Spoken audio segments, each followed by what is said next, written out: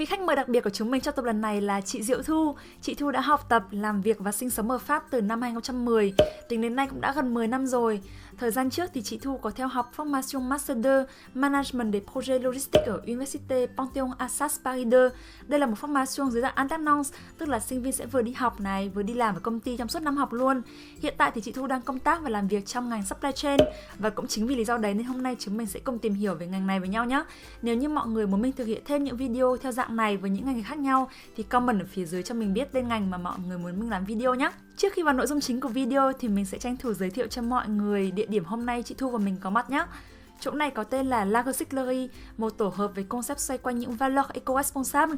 Ở đây người ta sẽ khuyến khích mọi người đầu tiên là giảm thiểu lượng chất thải ra môi trường, và sau đó là tái chế, sử dụng lại nhiều nhất có thể những đồ vật hay sản phẩm khác nhau.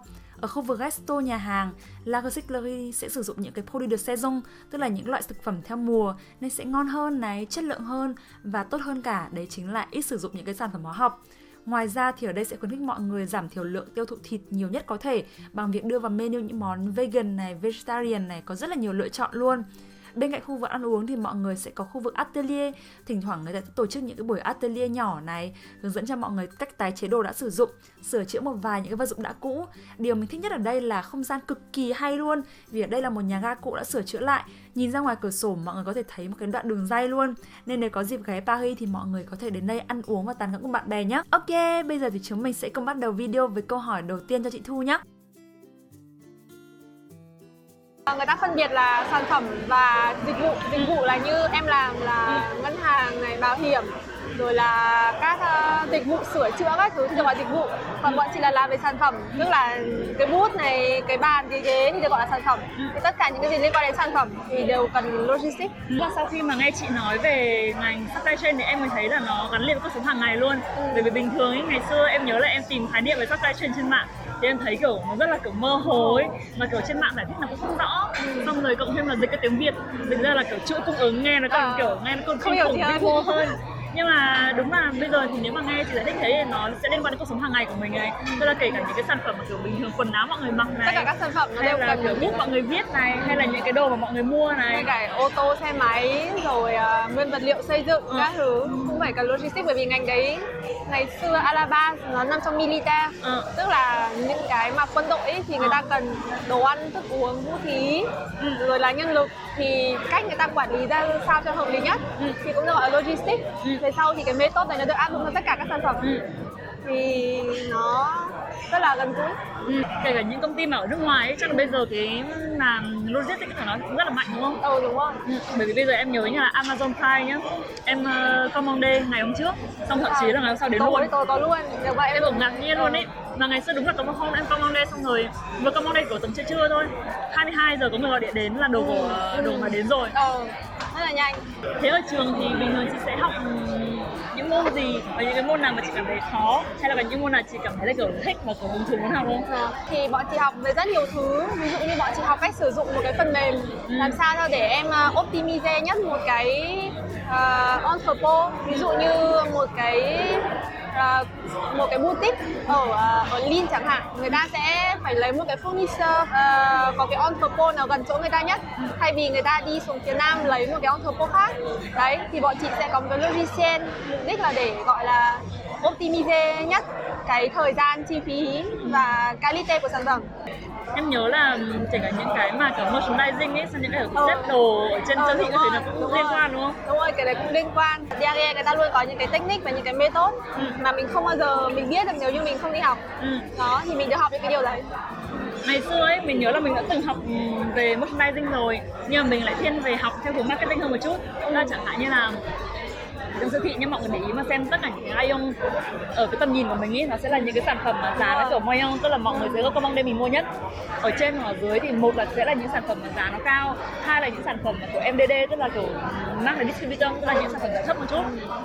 Thì bởi vì người ta không có commande cho mình mua, thế nên là người ta sẽ không để ở tầm mắt của mình. Thế nên là ngày xưa ấy, em nhớ là hồi còn sinh viên ấy, khi mà biết cái đấy xong, lúc nào chị nhìn ở dưới để tìm được sản phẩm nào rẻ để mua. Thầy bọn chị còn học cái technique mà bình thường em mua ấy, nó hay ghi là loader ấy. Thường là mình cảm giác nó rẻ hơn nhưng thực ra là đắt hơn ấy. Nó không có rẻ hơn đâu. Thế à? Lúc đầu chị cũng nghĩ nó rẻ hơn nên chị cứ mua, nhưng mà học xong chị mới biết là nó không rẻ hơn. mục đích nó làm cho mình cảm giác rẻ hơn để mình mua đúp sản phẩm của nó, để nó vide cái stock của nó nhanh nhất có thể.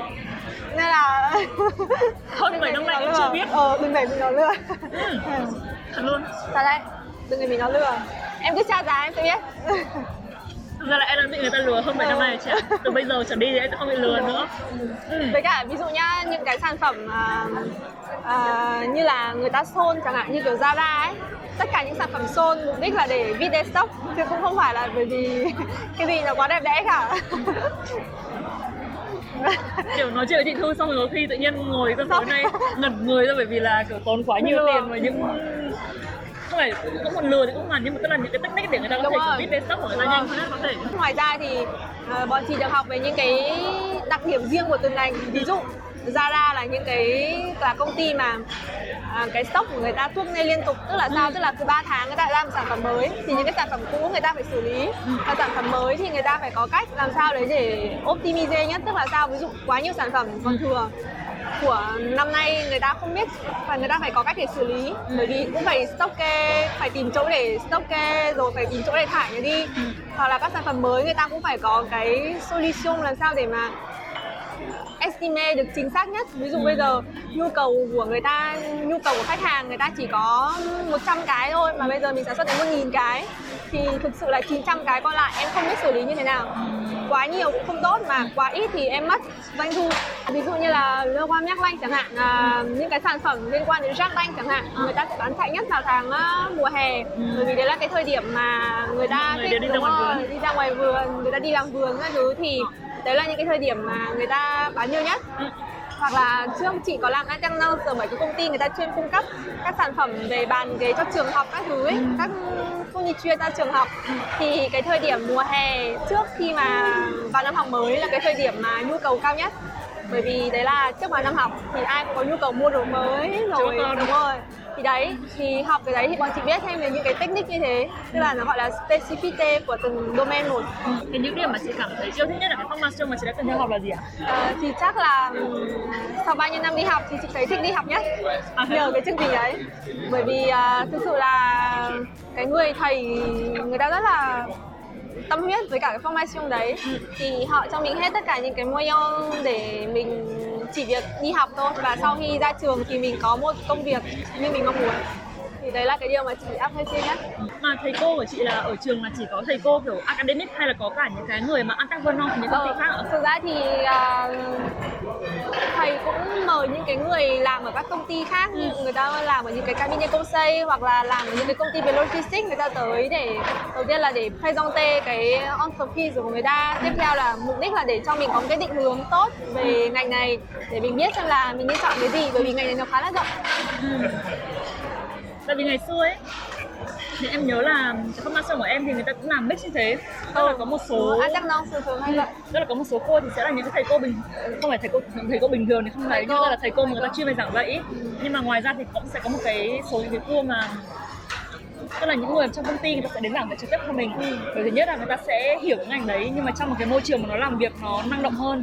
Thế là thứ hai là người ta có thể kiểu giới thiệu công ty người ta. Và thực ra quan trọng nhất là bởi vì là sau đấy có một số bạn trong khu của em ấy là đi làm với công ty đấy luôn.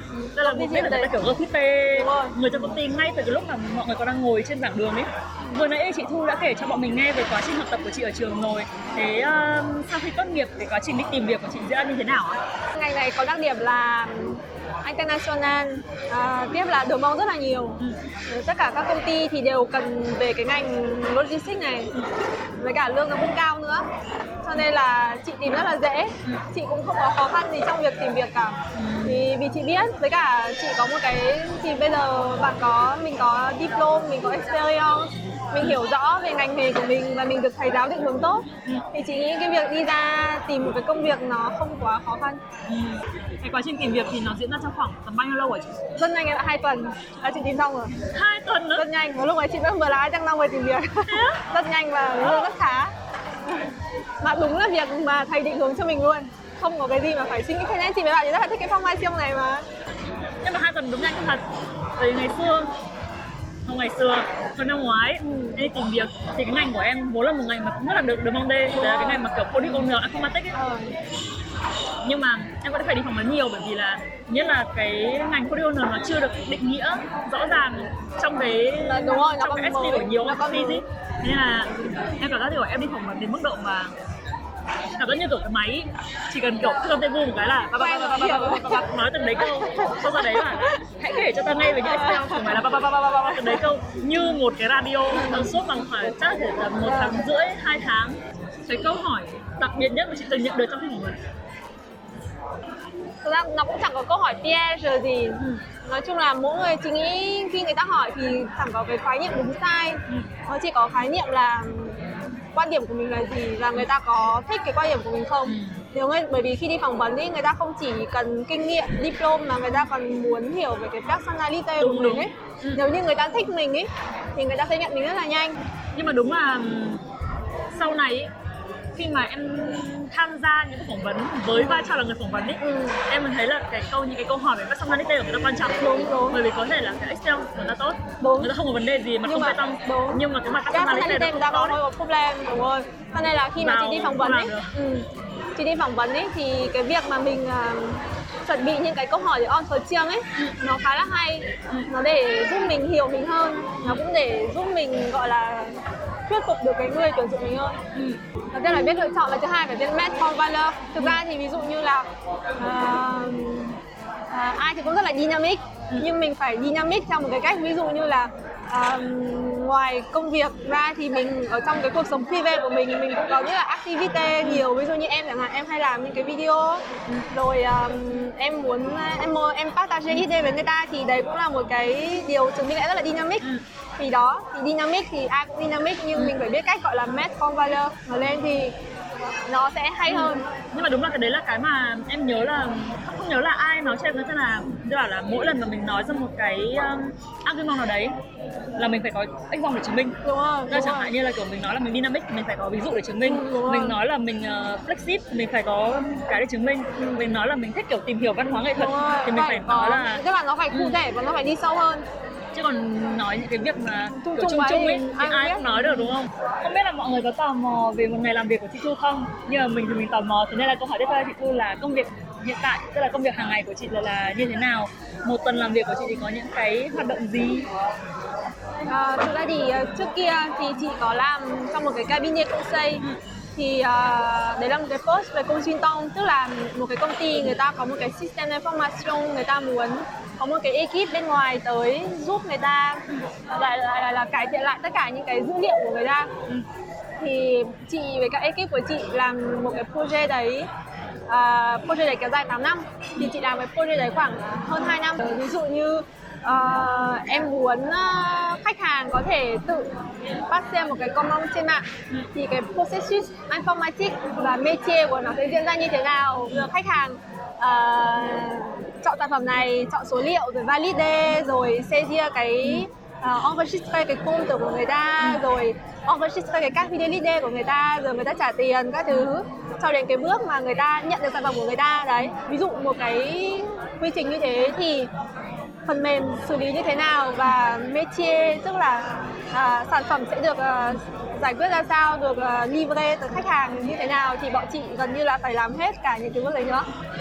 Thì nó vừa dài và vừa rộng. Thì hàng ngày công việc của chị tức là tạo ra những cái scenario đấy, cái chị vừa kể với em được gọi là một cái scenario như thế, viết nó lại và test nó trên một cái phần mềm của người ta và tìm ra lỗi. Nói chung là lỗi thì rất là nhiều mà nhiều vô kể, và sửa cả đời thì cũng không hết đâu, cho nên là cứ ngồi mà sửa thôi. Thì đấy là công việc cũ. Thì chị làm trong một cái công ty chuyên về nguyên vật liệu xây dựng.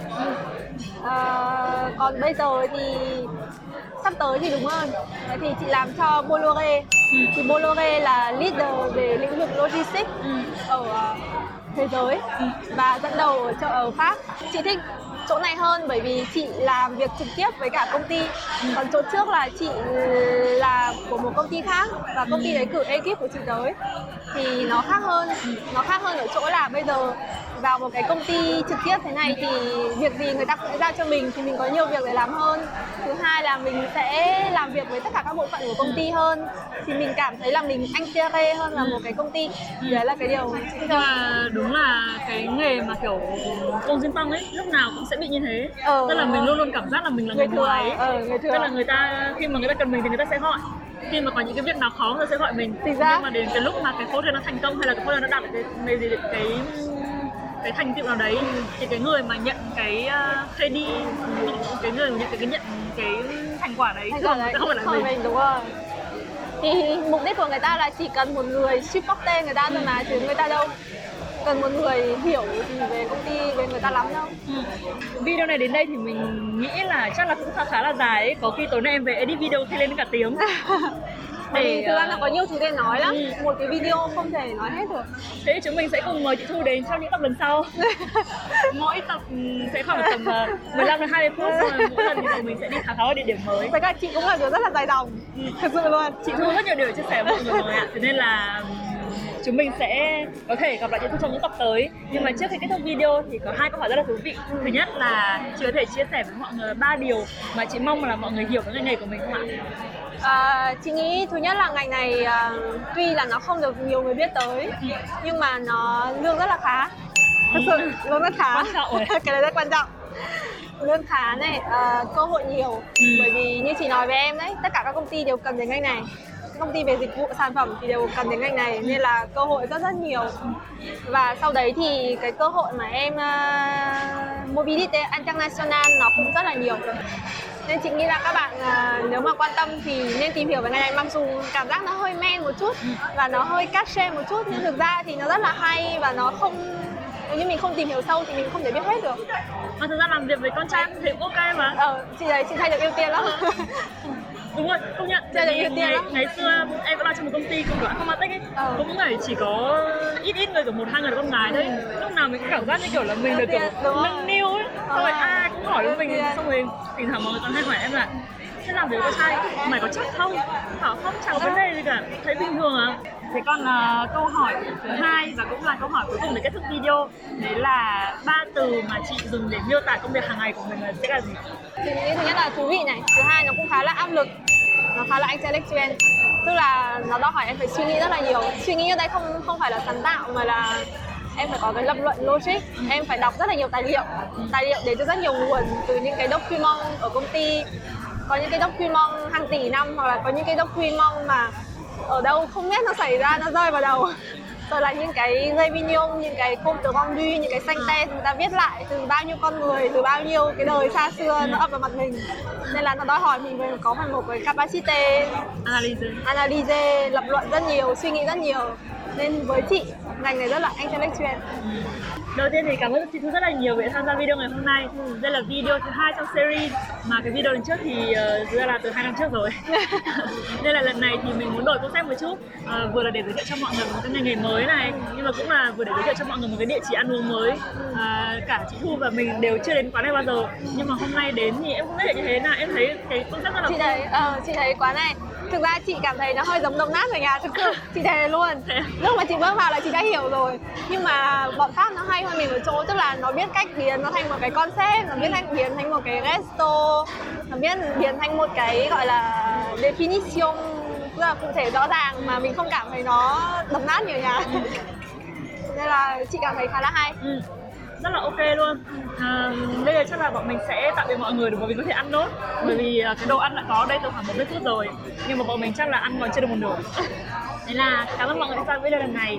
Mình sẽ hẹn gặp mọi người trong những video lần sau. Và nếu như mọi người có câu hỏi gì về ngành supply chain này, hay là mọi người có một ngành nghề nào mọi người muốn tìm hiểu thêm, thì mọi người có thể comment ở phía dưới cho mình biết nhé. Cảm ơn mọi người một lần nữa và hẹn gặp mọi người trong những video lần sau. Bye bye.